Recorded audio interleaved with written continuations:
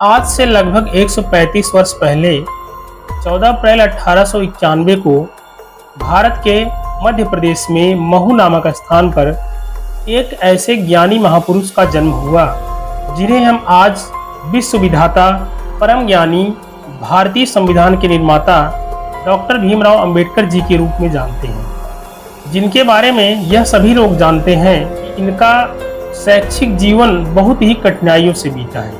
बाबा साहब डॉक्टर भीमराव अंबेडकर जी जब 9 वर्ष के हुए इनका स्कूल में दाखिला कराया गया और जब ये स्कूल में जाते थे तो इनको क्लास के बाहर भेज दिया जाता था, क्लास से निकाल दिया जाता था, यहाँ तक कि क्लास में बैठने भी नहीं दिया जाता था। और अगर इनको प्यास लगती थी तो इन्हें पीने के लिए पानी नहीं दिया जाता था, तब पानी ऊपर से इनको दिया जाता था कि आप ऊपर से पानी पी लीजिए।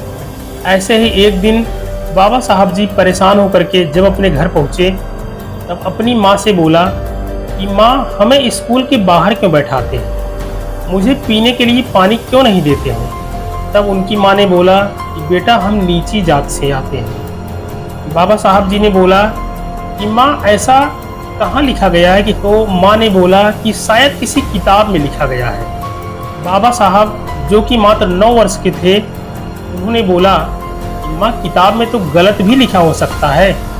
उसी समय बाबा साहब ने प्रण लिया कि माँ, यदि मुझे किताब लिखने का मौका मिलेगा तो मैं ऐसी किताब लिखूंगा जिसमें सब इंसान बराबर होंगे, कोई भी छोटा या बड़ा नहीं होगा।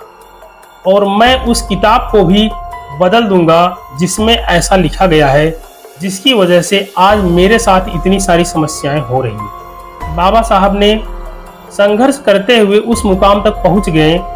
9 दिसंबर 1946 को बाबा साहब को किताब लिखने का मौका मिला और उन्होंने लगभग 3 साल में 26 नवंबर 1949 को विश्व का सबसे बड़ा लिखित संविधान यानी भारतीय संविधान की रचना की, जिसमें हर एक इंसान को समान समझा जाता है।